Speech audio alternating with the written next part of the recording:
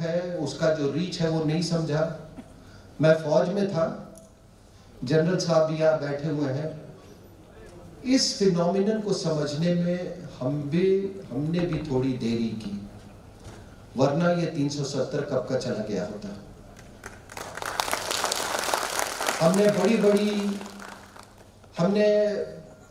हम बहुत अच्छे लोग हैं, तो वो अच्छाई वाली बातें करते कि भाई अनएम्प्लॉयमेंट है, बेरोजगारी है, इसलिए कश्मीर में प्रॉब्लम है, वहाँ यूथ जो है वो डिसअफेक्टेड है इसलिए प्रॉब्लम है, एजुकेशन नहीं है इसलिए प्रॉब्लम है।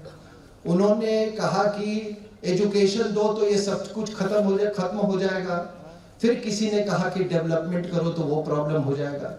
लेकिन मैं आपको एक बात बता देता हूं कि शिक्षा, education is no guarantee against terrorism. आप देखिए, अब्दुल रहमान, वो डॉक्टर बेंगलुरु का, वो आईसीस ज्वाइन किया। आप तमाम इनके देख लो, आप जो ये कश्मीर में जितने जिहादी हैं, कोई जेएनयू में पढ़ा हुआ है, कोई अलीगढ़ मुस्लिम यूनिवर्सिटी में पढ़ा हुआ है। वो जो ये वानी जो था, ये आपके जामिया मिलिया में ये पढ़ता था। तो ये कहना कि डेवलपमेंट और education is a guarantee against criminality और टेररिज्म, ये बिल्कुल गलत बात है। मैं पुष्पेंद्र जी से मेरी बात होती है, मैं यही कहता हूं कि आप देखिए, ये आपने बड़ी अच्छी सड़कें बना दी, सड़कें बनेंगी, लेकिन उस सड़कों पर विचारधारा कौन सी दौड़ेगी? सड़कें तो पूरी दुनिया में है। You have to decide what will be the ideology that will pass through those, those good roads. ये आपको तय करना होगा।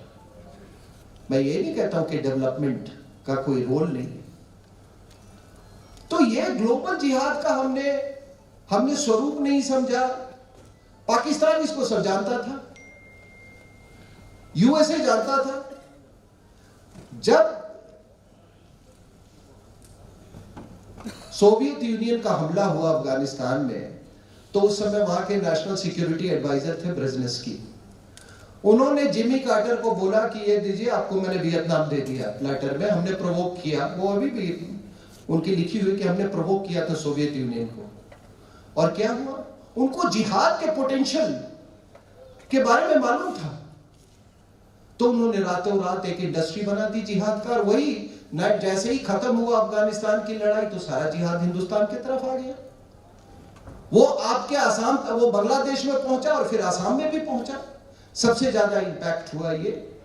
तो वही मैं कह रहा हूं कि आप अगर लिंकेजेस देखें तो आसाम का कश्मीर से, कश्मीर का मुंबई से, मुंबई का दिल्ली से, दिल्ली का केरला से, अलीगढ़ मुस्लिम यूनिवर्सिटी से, तो ये एक पैन इंडियन फिनोमिनन है। और ये आईना, ये पहली बार अगर दुनिया में ये आईना किसी ने दिखाया तो वो था आपके कोकराझार में। कोकराझार में पैन इस्लाम का ये आइडिया दिखाया। और देखिए, ये मैंने नॉर्थ ईस्ट में जिहादिज्म की बात की, और ऐसा नहीं है कि ये जो जिहाद मजहब और संस्कृति, 1947 में पार्टीशन हुआ। वो इसलिए हुआ कि मजहब जो मजहब है वो संस्कृति पर भारी पड़ा। 71 पाकिस्तान का स्प्लिट हुआ, वो इसलिए हुआ क्योंकि संस्कृति मजहब पर भारी पड़ा। लेकिन उसके बाद से मजहब जो है हमेशा संस्कृति के ऊपर भारी पड़ रहा है। और इसका असर ये है, और ये पूरी दुनिया में ये हो रहा है कि there is an identity crisis, पहचान। आज पूरे मुस्लिम वर्ल्ड में ये प्रॉब्लम है कि हमारे पूर्वज कौन थे, हमारा इतिहास क्या है। जब इतिहास की तरफ देखते हैं तो इतिहास उनको शर्मिंदा करता है, और जब भविष्य की तरफ देखते हैं तो उनको भविष्य अंधकार दिखता है। इसीलिए there is a phenomenal growth of jihadism in the entire world. ये आइडेंटिटी की क्राइसिस है। और आप एक सवाल अपने आप से पूछेंगे कि आखिर ऐसा क्यों है कि एक कश्मीरी मुसलमान अपने ही कश्मीरी भाई एक भट्ट के खिलाफ इतना क्रूर कैसे हो सकता है, इतनी प्रताड़ना कैसे दे सकता है, उसको क्यों, किस तरह से वहां से डिसलोकेट कर सकता है, किस तरह से एक कन्वर्टेड ब्राह्मण कश्मीर का वो अपने ही टीचर को रेप कर सकता है। मैं हिंदू एक्सोडस की बात कर रहा हूं। तो इसका कारण ये है कि जितनी आपकी विसिनिटी में होगा, आपका इतिहास, आपके पूर्वज जितने ही आपके विसिनिटी में होंगे, उतना ही आप चिढ़ते हैं। आप समझ रहे मेरी बात? वो आपको कांस्टेंट रिमाइंडर देता है। तो इसलिए मैंने कहा कि ज्यादातर हमने देखा 71 एक वो था कि संस्कृति मजहब पर भारी पड़े, लेकिन अभी मजहब जो है वो संस्कृति पर भारी पड़ रहा है। मैं अपनी बातें शॉर्ट में बोलूंगा था, बाकी जो क्वेश्चन आंसर सेशन होगा, क्योंकि इसके बाद पुष्पेंद्र जी को ने भी बोलना है, तो मैं छोटे छोटे उसमें मैं आपको ये करूंगा। तो देखिए, ये आपको मालूम है कि समस्या क्या है, और इस बात को आप बहुत अच्छी तरह से समझ लीजिए। आज जब हमको आज़ादी मिली थी तो अंग्रेजों का थ्रेट परसेप्शन कुछ और था। उस समय टिबेट नहीं था, टिबेट एक बफर स्टेट था। सडनली आपको एक 3440 किलोमीटर का आपके फ्रंटियर बन गया, एक क्रिएट हो गया टिबेट के साथ। उसके बाद पाकिस्तान के साथ 3000 किलोमीटर, वेस्ट पाकिस्तान के साथ 4100 किलोमीटर करीब बांग्लादेश के साथ। तो है क्या कि ये पांच स्टेट हैं जो कि जिस पर बांग्लादेश इंपैक्ट करता है। त्रिपुरा, मेघालय, असम, वेस्ट बंगाल, मिजोरम, ठीक है ना। अब 2000 किलोमीटर जो है 2200 किलोमीटर वो बंगाल के साथ है। आपके साथ कोई I think it is 238 kilometre or something. जब तक ये पांचों कड़ियां एक नहीं होंगी और मजबूत नहीं होंगी, ये जिहादिज्म जो ईस्ट से है उसकी समस्या कभी खत्म नहीं होगी। और वेस्ट बंगाल जिसके साथ 2000 किलोमीटर 2200 किलोमीटर का ये है, आपने रवैया देखा उनका। ज्योति बासु को जब कहा गया कि वहां से इतनी इन्फिल्ट्रेशन हो रही है, तो उन्होंने मालूम है क्या कहा था कि मैं इंडिया के प्रोलिटेरिएट और बांग्लादेश के प्रोलिटेरिएट के बीच में मैं कोई डिफरेंस में नहीं देखता। और आपके आसाम में ये पहली बार कोई थोड़ी है। ये समस्या जो आप देख रहे हैं, ये अगर आप मुझसे पूछें तो अगर हिंदुस्तान के इतिहास में अगर कोई सबसे जेन्युइन एजिटेशन था, वो था वो असम एजिटेशन, सबसे जेन्युइन। 1950 में पार्लियामेंट में, उस समय कांग्रेस में भी कुछ देशभक्त लोग होते थे। 1950 में इमिग्रेशन एक्ट उस समय वो किया गया था, immigration expulsion of foreigners act 1950 में। और उस समय कहा गया था, पार्लियामेंट में ये बहस हुई, कहा गया कि आज आसाम से इतनी ईस्ट पाकिस्तान से इतनी भारी मात्रा में लोग आ रहे हैं कि वहां की जो लॉ एंड ऑर्डर है, जो कानून की व्यवस्था और आर्थिक व्यवस्था है, वो बिल्कुल चरमरा चुकी है। उसके बाद मैं ज्यादा इतिहास में नहीं जाऊंगा। 71 to 91 77% increase in Muslim population and 44% increase in Hindu population. 1998 में जब जनरल सिन्हा यहाँ पे गवर्नर थे तो उन्होंने ये कहा था कि कोई ऐसे 3-4 स्टेट हैं which have already become Muslim majority state, जिसमें आपका ये गोपालगंज, ये बारपेटा, ये सारे इलाके हैं। कोई 10 डिस्ट्रिक्ट्स उन्होंने ये किया था, नौगांव, करीमगंज, ये सारे इलाके उन्होंने बताए थे। और उन्होंने कहा था कि अगर ये जारी रहा तो हमारे सिलीगुड़ी कॉरिडोर को खतरा है, ये पूरे नॉर्थ ईस्ट को ये अलग कर देगा। तो उसकी बात वही शर्जील इमाम आज बोल रहा है। और मैं आपको एक बात बता दूं, इस पर मत जाएं कृपया, कि आज शेख हसीना है, बहुत मधुर संबंध है, बहुत मतलब एक तरह का बड़े वेरी कॉर्डियल रिलेशनशिप, डिप्लोमेटिक, ये डिप्लोमेसी है। डिप्लोमेसी पॉलिटिक्स के साथ साथ जियो पॉलिटिक्स भी बदलता है। That is why it is called Jio politics. इनके पिताजी शेख मुजीबुर रहमान 1944 में उन्होंने एक सादिक नाम के आदमी के साथ एक उन्होंने बुकलेट लिखा था, demography, economy and something of east Pakistan. और उसमें उन्होंने कहा था कि हमको आसाम चाहिए, आसाम के बिना ईस्ट पाकिस्तान जो है वो अनटेनेबल है, हमको आसाम के जंगल चाहिए, हमको आसाम का तेल चाहिए, हमको आसाम का मिनरल्स चाहिए। वो भी पाकिस्तान के बहुत बड़े वोटरी थे। तो ये कब बदल जाएगा, ये मिजाज कब बदल जाएगा बांग्लादेश का, ये कोई नहीं जानता है। और उन्हीं के ये बुकलेट के ऊपर में भुट्टो ने एक किताब लिखी थी, मिथ ऑफ इंडिपेंडेंस। उन्होंने उस साफ कहा था कि केवल अनरिजॉल्व मामला केवल कश्मीर का नहीं है, असम का भी है।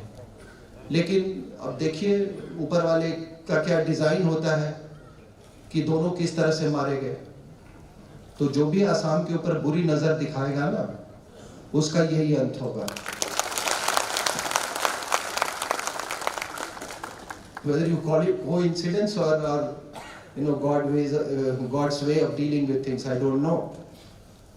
लेकिन ये इससे please don't get carried away कि आज जो हो रहा है वहां पे, आज मधुर संबंध है, अच्छे हैं। कल कोई खालिदा जिया वाली पार्टी आजकल तो हाँ, इसी के साथ आजकल एक और ऑर्गेनाइजेशन आ गई है वहां पर, हिफाजत इस्लाम।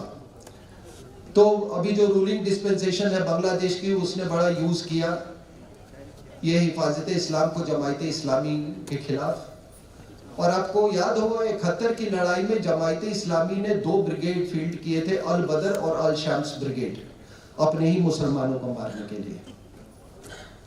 और आज हिफाजत इस्लाम वो वैंडलाइज कर रहा है शेख मुजीब के उसके जो स्टैचूज हैं, वो कह रहा है कि फ्रेंच एम्बेसी को यहाँ से भगाओ, ये इस्कॉन के मंदिर से भगाओ, जितने हिंदू हैं उनको यहाँ से भगाओ। लेकिन साहब एक चीज मुझे आज तक समझ में नहीं, कोई इसका मुझे जवाब नहीं दे सका कि ये 1400 साल से इस्लाम चल रहा है, फिर भी इनको हिफाजत की जरूरत पड़ती है। 1400 साल से इस्लाम पड़ा है, फिर भी इनको मुजाहिदीन की जरूरत पड़ती है। 1400 साल से इस्लाम चल रहा है, फिर भी इनको जैशे मोहम्मद की सेना की जरूरत पड़ती है। 1400 साल से इस्लाम चल रहा है, फिर भी पाकिस्तान को ज़रबे अज़्ब यानी मोहम्मद की तलवार की जरूरत पड़ती है। 1400 साल से इस्लाम चल रहा है, फिर भी जिहाद की इनको जरूरत पड़ती है। तो यही फर्क है मजहब और धर्म में। जैसा पुष्पेंद्र जी बोलते हैं कि हर चीज जो पैदा होती है वो उसका इंतकाल होता है, तो मजहब भी पैदा होती है और मजहब का इंतकाल होता है।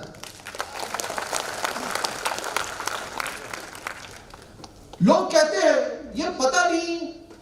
आप एक बात बताइए, आप लोग सबने मैथमेटिक्स थोड़ा तो पढ़ा होगा, मुझसे ज्यादा पढ़ा होगा, सॉरी। For my language. आप एक बात बताइए कि हम जब सनातन धर्म के लोग ये कहते हैं कि भैया इंफिनिटी अनंत काल से है और अनंत काल तक रहेंगे, how can you compare what is infinite with finite? ये पूरी सृष्टि, ये ब्रह्मांड, ये सब इनफाइनाइट है। आप कैसे एक इनफाइनाइट चीज को आप एक फाइनाइट चीज से आप तुलना कर सकते हो?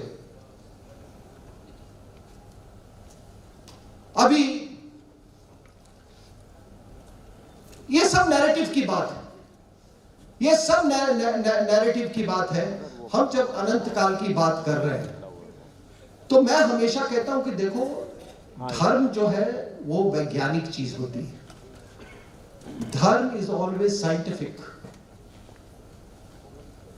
धर्म आपको कहता है कि भैया धरती गोल है। एक संस्कृत का श्लोक है जिसमें वो पहले क्या होते थे, ऋषि मुनि इंटरोगेशन से वो जब ध्यान में चले जाते थे तो वो ऑब्जेक्ट को इंटरोगेट करते थे। तो उसने पूछा कि भाई ये धरती का सेंटर क्या है? तो उनको जवाब मिला कि तुम जहां बैठे हुए हो वही सेंटर है। समझ में आ गई मेरी बात? ये धर्म है। देवी के टुकड़े हुए, आप सबको मालूम है, कामाख्या उसमें से एक है, शक्तिपीठ है। यहां से लेके देवी के जितने शरीर के हिस्से थे, कुछ कलकत्ता के काली मंदिर के वहां गिरा, कोई नैना देवी में गिरा, कोई ज्वाला देवी में गिरा, कोई हिंगला माता में गिरा, कोई कात्यायनी देवी का मथुरा में गिरा, कोई हिंगला माता का बलूचिस्तान में गिरा, ट्रिकोमली तक गिरा। ये शक्ति। I said, look at the sense of geography. Look at the sense of geography of सनातन धर्म। और 1728 तक तो यूरोपियंस को लॉन्गिट्यूड ही नहीं निकालना आता था। एक लॉन्गिट्यूड कमीशन बना बाय ब्रिटिश पार्लियामेंट, तो यहां के इन्होंने यहां से सब कुछ चोरी कर लिया था, यहां से सब कुछ चोरी कर लिया था उन्होंने। लेकिन अब भाई चोरी करने के लिए भी अकल चाहिए, फिर भी वो नहीं निकाल सके। तब यहाँ के जो हमारे पंडित जो है उन्होंने कहा कि अगर तुम रेडियस नहीं निकालना जानते हो अर्थ का तो you can never find the longitude. ठीक है सर? तो ये धर्म हमेशा साइंटिफिक रहेगा।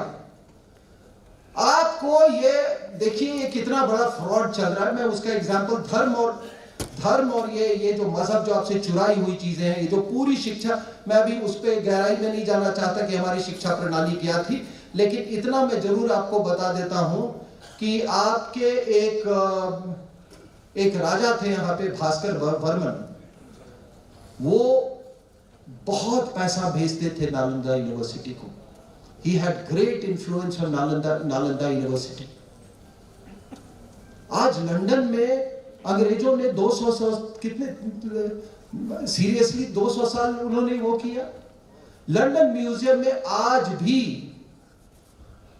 भी आप रिसर्च करने चले, अभी तो लोगों अब जा रहे हैं लोग धीरे धीरे, anybody who is academically inclined, there is एक छोटी सी मैं वो आपको बताता हूं कि एक धर्मवीर थे, great Gandhian. He was married to a British lady. तो उनके पास कुछ काम नहीं था तो वो लंदन की लाइब्रेरी में जाते थे। वहां पर उन्होंने एक रिसर्च किया। उन्होंने कहा कि जब ब्रिटिश यहां पे आए तो 2/3 of rulers in India were from the so called OBC, other backward caste. अब ये चीजें तो आपको पढ़ाई नहीं जाएंगी कभी। तो धर्म जो है वो हमेशा साइंटिफिक रहेगा। अब मैं आपको एक उदाहरण देता हूं। अब कुरान क्या कहती है? कुरान कहती है कि धरती चपटी है। आप कहेगा तो आयत मैं आपको बता दूंगा। धरती चपटी है, पहाड़ जो है उसको वो चटाई की तरह उसको रोकने के लिए फॉर वेरी मेनी इयर्स जो चर्च था वो यूरोपियंस के कहता था कि समुद्र में ज्यादा दूर नहीं जाओ, नहीं तो गिर जाओगे। आप समझ रहे हैं ये बात? They absolutely no idea। तभी तो ये कोलंबस निकला, यहां से हिंदुस्तान के लिए निकला, पहुंच गया कहीं पे जाके। हमारे साथ ऐसा। अब मैं आपको ये करंट उस पे आ रहा हूं, तो देखिए एक महामारी जिसको कोरोना कहते हैं, कोरोना चली हुई है। अब तो मुझे नहीं समझ में आ रहा है, I am befuddled, totally confused. Bihar में इलेक्शन हुआ, no mask, no social distancing, Bihar चल रहा है। हमारे भाई लोग आंदोलन कर रहे हैं, वहां पर कोई सोशल डिस्टेंसिंग और वो नहीं है, ना सरकार उसका नोटिस ले रही है इस एस्पेक्ट का, ना कोर्ट एस्पेक्ट ले रहा है। लेकिन आप एक बात बताएं, और यही फिर मैं धर्म और मजहब पे आ जाता हूं। ये जो साइंस साइंस साइंस विज्ञान, what is science? There is no scientific evidence to it. This has not been validated. That has not been validated. आप एक बात बताइए कि अभी चाइना ने बोला कि मैंने अपना वैक्सीन तैयार कर लिया, मैंने इनोकुलेशन शुरू कर दिया। The world says that we don't believe in this vaccine. The Russians say कि हमने वैक्सीन बना लिया, the world doesn't believe it. India does not buy it. वो ऑक्सफोर्ड का बड़ा अभी वो टॉम किया गया, बड़ा उसका वो उसका एडवर्टीजमेंट हुआ ये कि भाई वो उन्होंने निकाल लिया, अब कह रहे कि वो भी नहीं ठीक है। ये इज दिस साइंस? ये क्या विज्ञान? किसको आप विज्ञान कहते हैं? विज्ञान क्या है ये बताता हूं, वो धर्म आपको बताता है। विज्ञान है कि आपको बोल रहा है कि आप तुलसी का काढ़ा पियो, वो इम्यूनिटी देगा। वो सब एलोपैथ्स भी कर रहे हैं। आप गोल मिर्च पियो, वो कह रहे हैं कि इससे इम्यूनिटी होगा।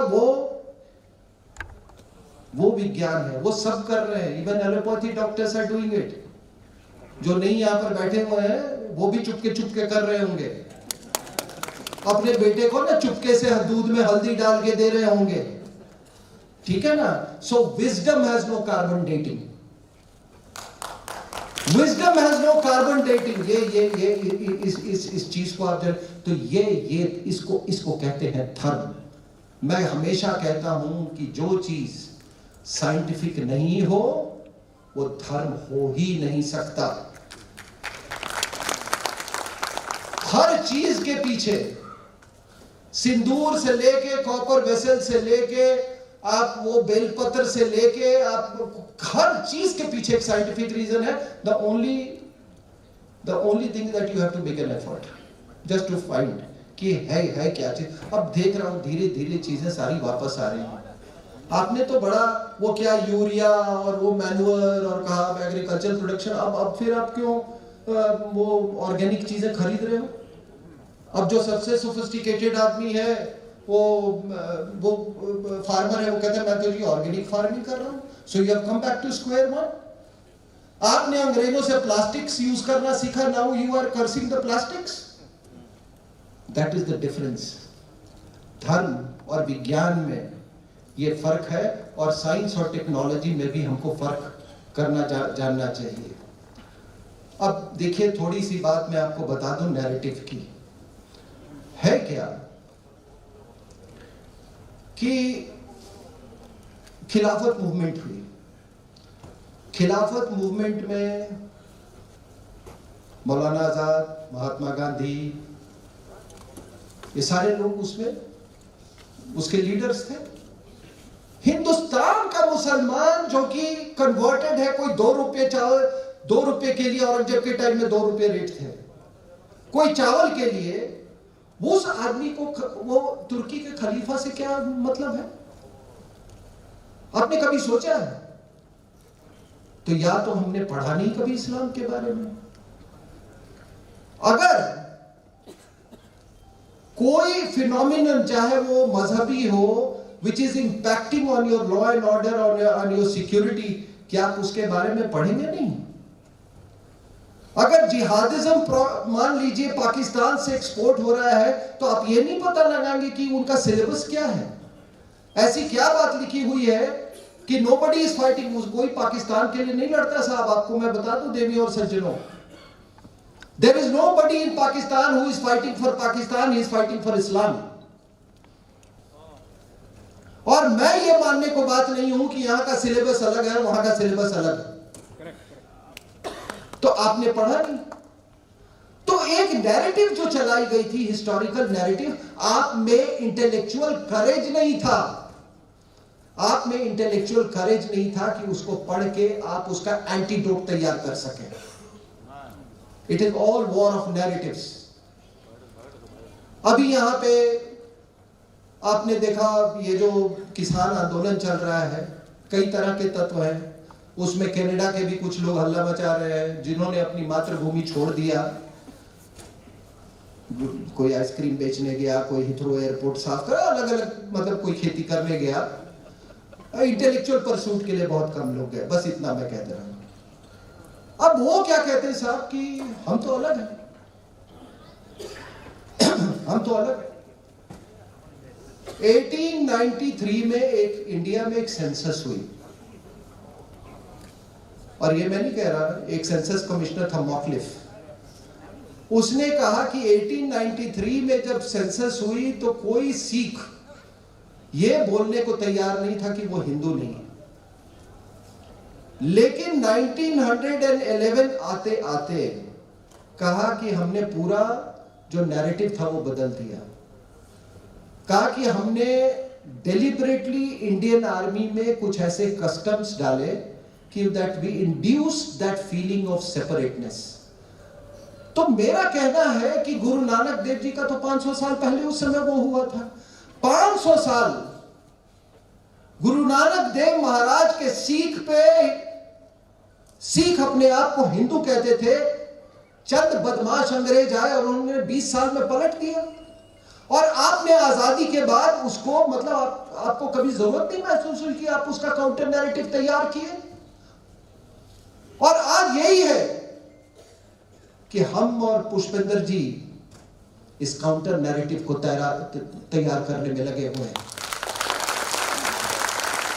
और उसमें आप लोगों का सहयोग चाहिए मुझे। उसमें आप लोगों का, हम लोगों को सहयोग चाहिए। अगर आपने दिमाग की लड़ाई जीत ली, आपने नैरेटिव की लड़ाई जीत ली, तो आप इंडिया को एक, we are already a great nation, we were always a great nation. लेकिन आपका जो डिजर्व पोजीशन है उसको हासिल करने से कोई नहीं रोक सकता। और आखिरी में देवियों और सज्जनों, देखिए आपने बहुत सारी ये पढ़ी होंगी, यूनिटी इन डाइवर्सिटी, और जो मैं बात कर रहा था, मुझे तो कहीं डाइवर्सिटी दिखती नहीं। मैं दिल्ली से आया, यहाँ गुवाहाटी में उतरा हूँ। मैंने देवी के जो शक्तिपीठ है, जो पूरे हिंदुस्तान और ट्रिकोमली तक और बलूचिस्तान तक, उसका आपको वर्णन दिया। Brahmaputra, the son of Brahma. Look at the sacred geography of India. तो मुझे तो कहीं डाइवर्सिटी दिखी नहीं। 3 चीजें हिंदुस्तान को जोड़ती हैं देवियों और सज्जनों, ये याद रखिए। हर जगह ये बात मैं बोलता हूं।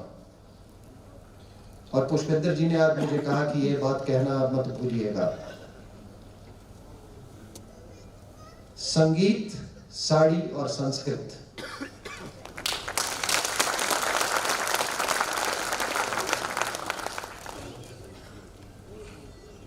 आपके जो आप ही के स्टेट की हैं एक महिला परवीन सुल्ताना, आप देखिए वो भी आसाम की हैं, वो इंडियन क्लासिकल म्यूजिक गाती हैं। आप ही के स्टेट के हैं भूपेंद्र हजारिका, राग वही है, रूल्स ऑफ म्यूजिक वही है। जो आसाम में है वो दिल्ली में है, वो सभी जगह है। आपका आजकल वो सारे गामा जो होता है टेलीविजन पे, उसमें देखिए आपके आसाम के बच्चे कितना अच्छा परफॉर्म करते हैं, कितना अच्छा गाते हैं। और म्यूजिक तो आप लोग के खून में है, शायद वो ब्रह्मपुत्र की देन।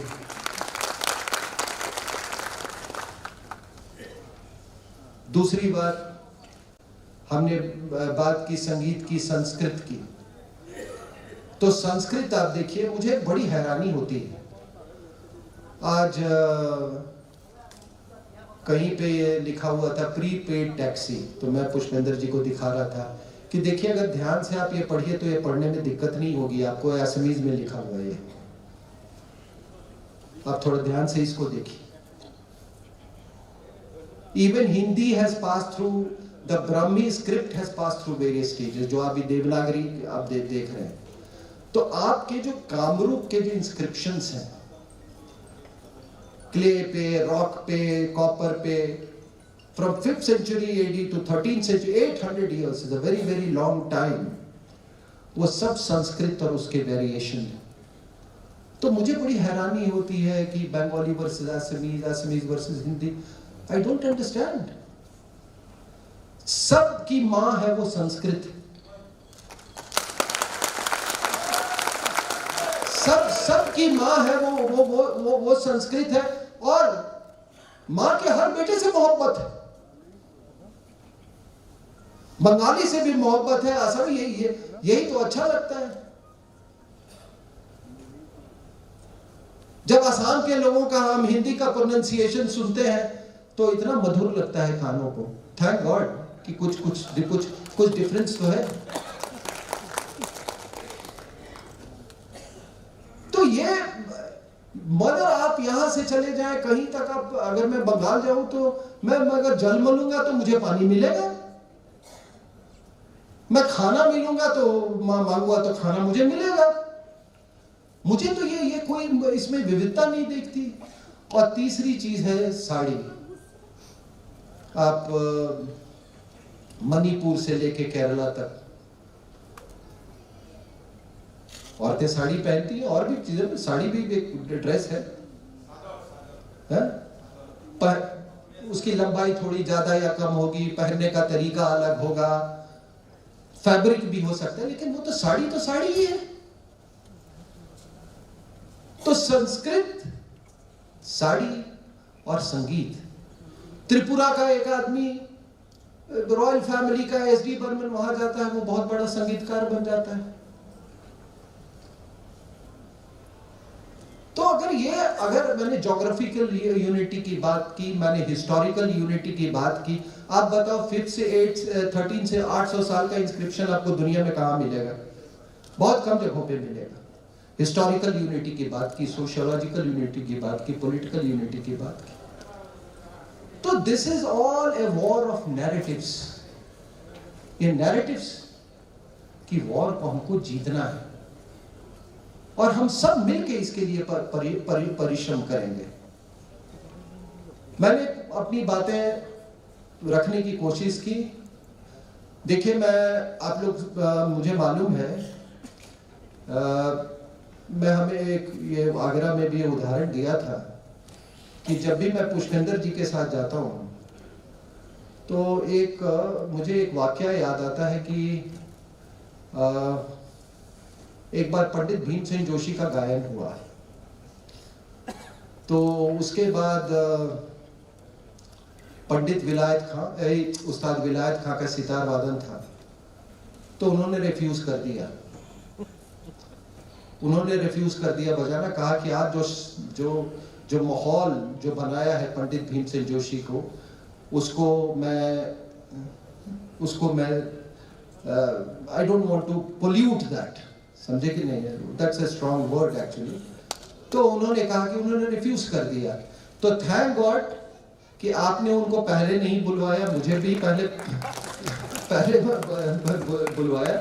तो मैंने अपनी बात रखी है, और जो भी क्वेश्चन आंसर सेशन होगा मैं उसमें I be too happy to respond to your questions. बहुत बहुत धन्यवाद, और मैं आप सबका आभारी हूँ कि आपने हमको कामाख्या देवी की भूमि पर ये मौका दिया। देवी की कृपा हम सब पर बनी रहे, यही हमारी मनोकामना है। बहुत बहुत धन्यवाद देवियों और सज्जनों। ये तो हो सकता है कि मुंबई पर एयर अटैक हो जाए। तब सरदार पटेल ने कहा कि कोई बात नहीं, अगर मुंबई पे एयर अटैक हो जाता है तो उससे हमको कोई फर्क नहीं। जैसे आपने बैटल ऑफ ब्रिटेन में आखिर इतने अटैक्स, एयर अटैक्स झेले, वैसे हम भी झेल लेंगे। तो आप फर्क देखिए।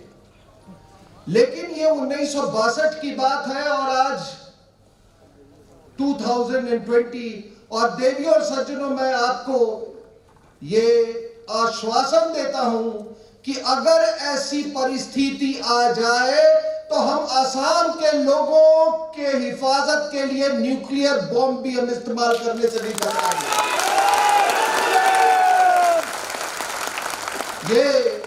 ये वो भारत नहीं है। ये बदली हुई भारत की बदली हुई मिजाज है, और उसी के तहत हम और पुष्पेंद्र जी आज यहां पर खड़े हैं और आपने हमको बुलाया है। तो आज मैं आसाम की भूमि पे हूं। आसाम जो है ये पूरे ईस्टर्न पार्ट की, ईस्टर्न इंडिया की मां है। इसकी बहनें हैं, जो पहले आप 7 बहनें कहते थे, अब 8 बहनें कहते थे। अगर आसाम महफूज नहीं होगा, अगर आसाम सुरक्षित नहीं होगा, तो हम उसकी बहनें भी नहीं सुरक्षित होंगी। 74% जो पॉपुलेशन है वो यहां ईस्टर्न पार्ट का वो असम में है। और असम इस मां की तकदीर में बहुत सारी चीजें थी। बंगाल पार्टीशन में 1905 में हुआ। हमारी मां वो मुस्लिम बंगाल के साथ जाके मिल गई। फिर 1911 में जब एनुअल हुआ पार्टीशन तो फिर वापस आ गई। और फिर आपको सबको मालूम है कि जो वेबल प्लान था, जो कैबिनेट मिशन प्लान था, किस तरह आसाम को पाकिस्तान को हैंडओवर करने की साजिश थी। नेहरू वो भी मान गए थे।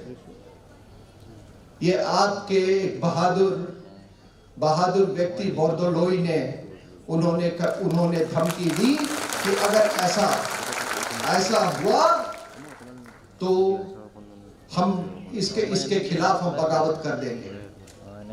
आज उस महान आत्मा के बारे में कितने स्कूलों में पढ़ाया जाता है, मुझे भी कभी पढ़ाया गया। और बड़े ग्लानि के साथ मैं कह रहा हूं कि मैं जब आर्मी हेडक्वार्टर्स में पोस्टेड था तो बोर्दोलोई मार्ग था। मुझे विश्वास कीजिए, मुझे अपनी मूर्खता पे शर्म है कि मुझे भी नहीं मालूम था कि ये बोर्दोलोई कौन। ये आप लोग का आशीर्वाद में हुआ तो हमने भी कुछ पढ़ना लिखना शुरू किया, तो आज आपके सामने मैं खड़ा हुआ हूं यहाँ पे। तो ये देखिए, इसी आसाम से, जिसको आप सिलीगुड़ी कॉरिडोर कहते हैं, नॉर्थ ईस्ट इसका जुड़ा हुआ है। और जब मैं ये सिलीगुड़ी कॉरिडोर, चिकन नेक की बात करता हूं तो मैं अपनी बात शर्जिल इमाम के शाहीन बाग वाले बयान को बिना बताए मैं नहीं रुक सकता। उस आदमी ने क्या कहा था कि हम सिलीगुड़ी कॉरिडोर या चिकन नेक का हम हलाल कर देंगे, हम भारत के टुकड़े कर देंगे। आखिर शर्जिल इमाम को यह आश्वासन कहां से मिला? उसको यह आश्वासन इसलिए मिला क्योंकि उसे उस बात का एहसास था कि एक तरफ इस्लामिक बांग्लादेश है और दूसरी तरफ चाइना है, तिब्बत जो आपके साथ दूसरी तरफ है जहां पे चाइनीज का ऑक्युपेशन है। तो उसको इस बात का वहां से आश्वासन मिला। तो शर्जिल इमाम की ये सोच कहां, जवाहरलाल यूनिवर्सिटी में कैसे पनपी? तो आप अगर जवाहरलाल नेहरू यूनिवर्सिटी में जब दोनों धाराओं की गांठ जोड़ देखते हैं, जब जिहादियों और माओवादियों की गठजोड़ देखते हैं तो उसका एक जीता जागता अगर उदाहरण है, कोई प्रतिबिंब है, तो वो है शर्जील इमाम। और वहीं से ये नारे लगाए गए, भारत तेरे टुकड़े होंगे इंशाअल्लाह इंशाअल्लाह। ये जिहाद का ये कोई रूप, ये कोई नया रूप नहीं है। आपने जिहाद बहुत झेला है। असम के लोगों ने दर्जनों बार मुगलों को यहां से हराया। बख्तियार खिलजी 1206 में आया, उसको आपने भगाया। वही बख्तियार खिलजी जिसने नालंदा यूनिवर्सिटी, हमारी पूरी धरोहर को जिसने मिटा दिया, वो आप पर काबू नहीं पा सका। और आज यही दिसंबर का महीना है, इसी समय में 20-21 सितंबर की बात है, मैं 1398 की बात कर रहा हूं। आज के दिन, आज 20-21 तारीख को तैमूर जो है वो इंडस नदी क्रॉस किया था। उसके बाद वो हिंदुस्तान पे हमला किया। हिंदुस्तान पे हमला करते समय, उस समय यहाँ के जो शासक था दिल्ली का, उसका नाम था नसरुद्दीन तुगलक। उसकी सेना जो थी नसरुद्दीन तुगलक की, वो बेसिकली वो एलिफेंट बेस्ड आर्मी थी। एलिफेंट्स का हमारे यहाँ काफी इस्तेमाल होता था युद्ध में, और वो काफी ऊंट लेके आया था। तैमूर लेन जो था, उसने गड्ढे खोद दिए जिसको ट्रेंचेस कहते हैं, और ऊंट के ऊपर, कैमल्स के ऊपर, उसने हर कैमल के ऊपर ढेर सारा लकड़ी इकट्ठा कर दिया, और वो ट्रेंचेस में उनको डाल के उसने आग लगा दी।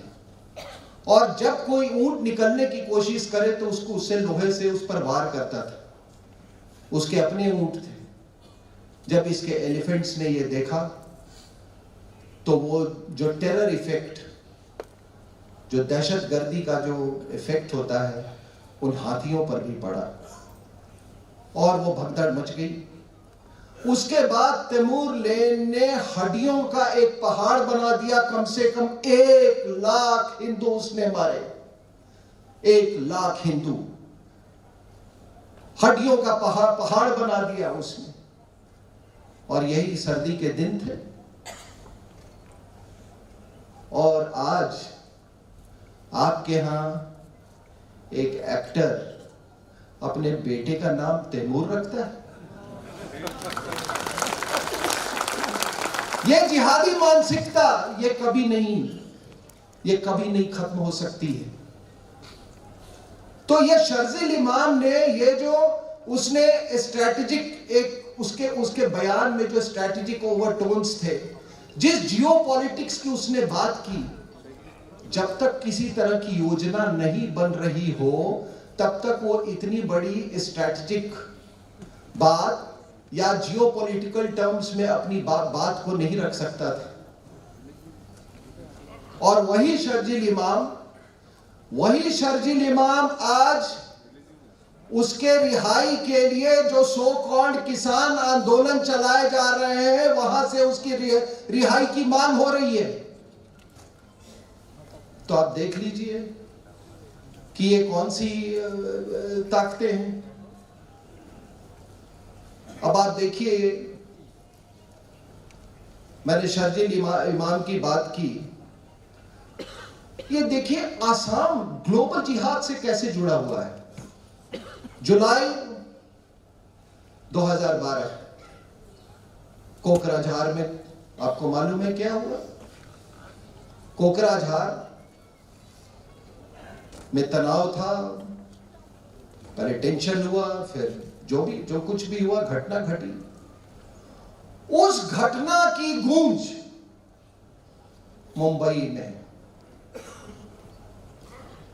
मुंबई में लाखों जिहादी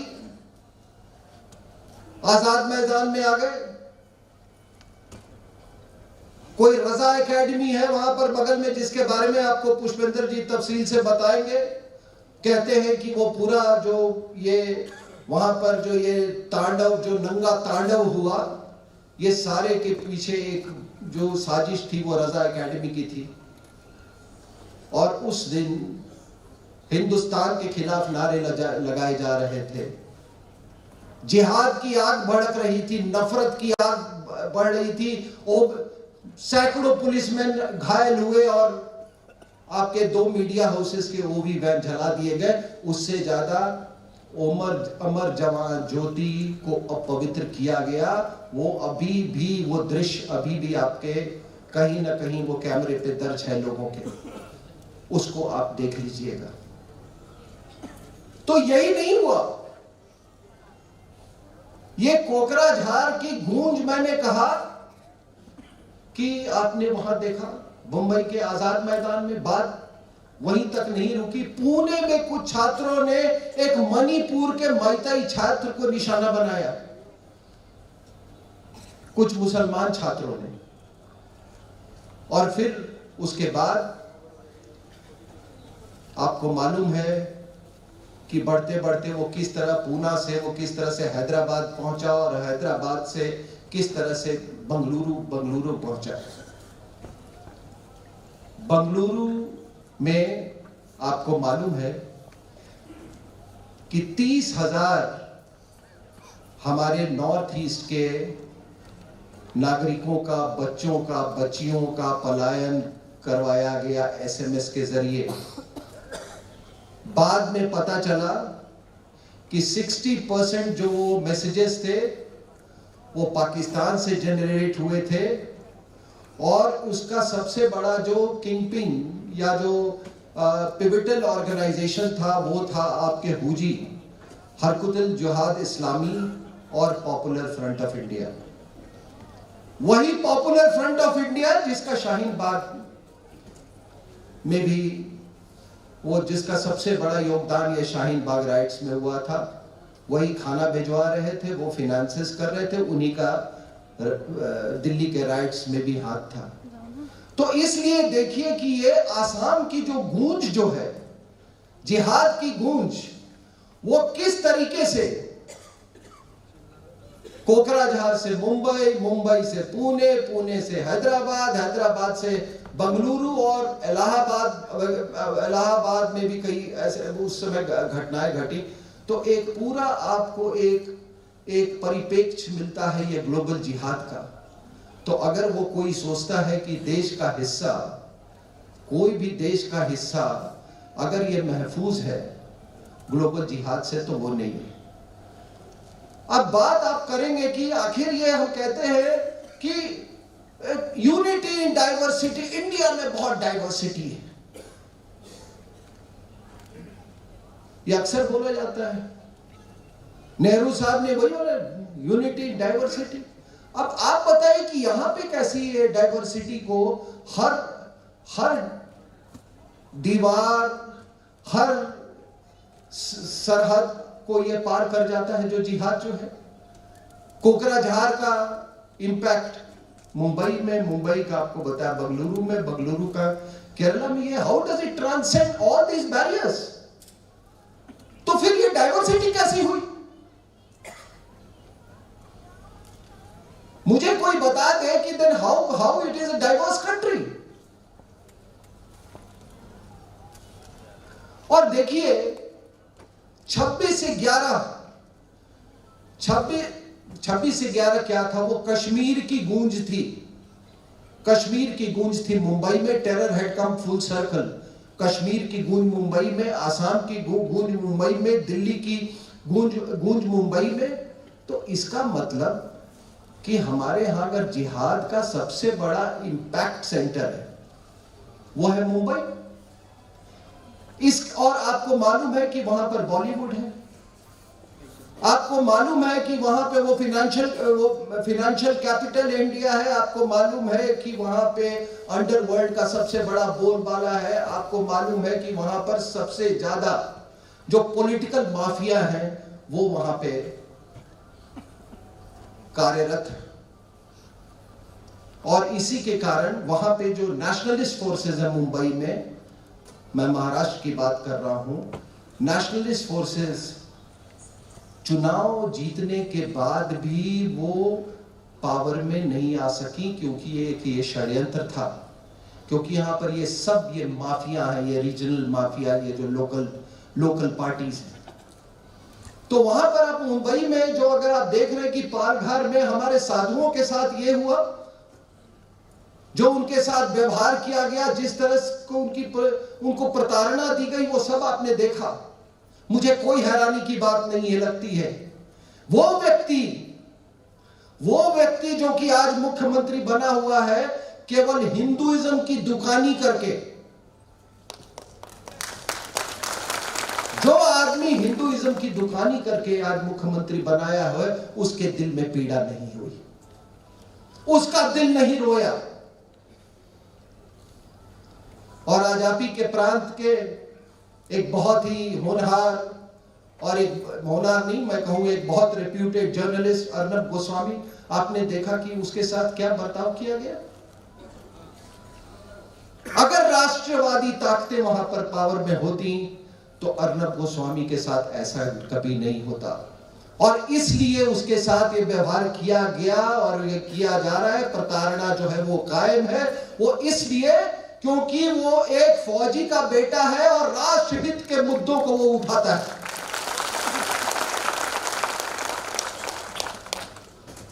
तो ये माफिया, ये जानी हुई बात है। मैं पहले दिन से कर रहा हूं जो टेलीविजन चैनल्स पे और बाकी जो भी मेरे पास फोरम्स अवेलेबल होता है, मैं उसमें ये बात हमेशा मैं कहता हूं कि देखिए, ये जो महाराष्ट्र की सरकार जो है, ये दाऊद इब्राहिम ने बनाई है। क्योंकि मुंबई, और आपको इसके बारे में अभी पुष्पेंद्र जी वहां मुंबई से आए हैं, उनका फर्स्ट हैंड एक्सपीरियंस है, उनके पास फर्स्ट हैंड इनपुट्स मिले हैं। वो इसके बारे में वो आपसे वो तफसील से बात करेंगे। लेकिन सिर्फ मैं इतना कह दूं कि महाराष्ट्र की सरकार वो दाऊद और आईएसआई के द्वारा वो बनाई हुई वो सरकार है। आजकल पहले क्या होता था पुराने जमाने में कि पॉलिटिकल असैसिनेशंस किया जाता था। कोई सुभाष चंद्र बोस गायब हो गए, कोई श्यामा प्रसाद मुखर्जी मारे गए,